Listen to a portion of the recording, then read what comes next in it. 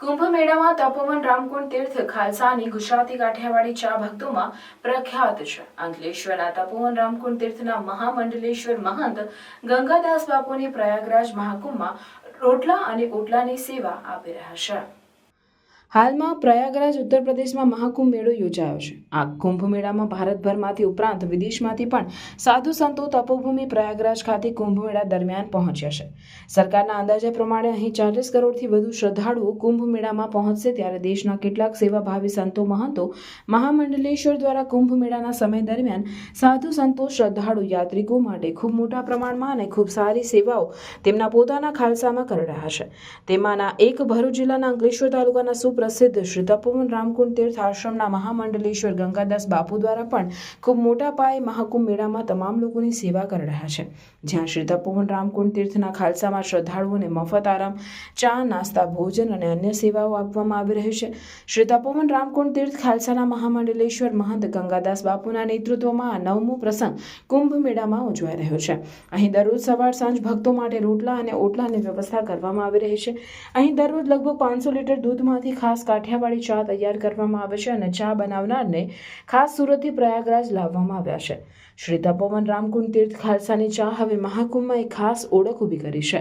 સુરતના સેવાભાવી લોકોએ પણ આ સેવામાં સહયોગ આપ્યો છે. શ્રી ગંગાદાસ બાપુએ જણાવ્યું હતું કે પ્રયાગરાજ કુંભ મેળામાં વહીવટીતંત્ર દ્વારા 1 કરોડથી વધુનો ચા માટેનો કોન્ટ્રાક્ટ આપવામાં આવ્યો છે, પરંતુ સાધુ સંતો સાધ્વીઓને ચા માટે પૈસા ક્યાંથી મળશે? તેથી અહીં મફત ચાનું વિતરણ કરવામાં આવી રહ્યું છે. આ ઉપરાંત શ્રી પ્રિયાંશુ મહારાજના મુખેથી કથા તથા રાત્રે ભજન, કીર્તન અને ગરબાનો પણ ભક્તો આનંદ માણી રહ્યા છે.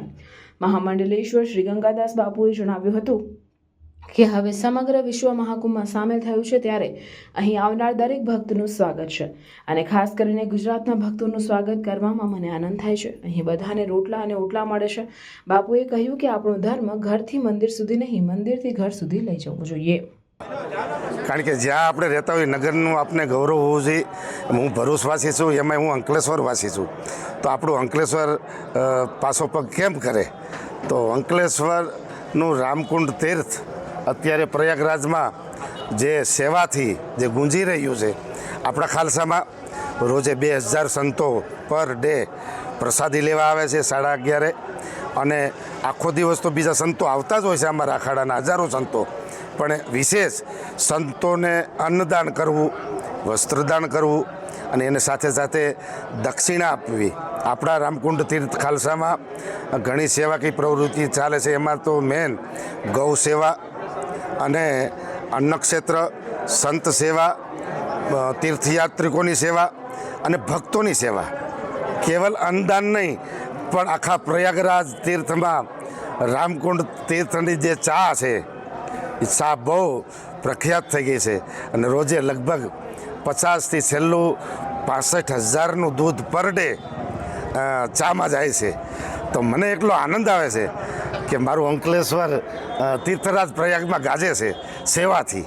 તો તીર્થરાજ આ મહાકુંભ વતી હું તમામ દેશવાસીઓને શુભકામના અને તમામ પરમ ચેતનાથી લઈને તમામને ખૂબ ખૂબ ધન્યવાદ. જય સિયારામ.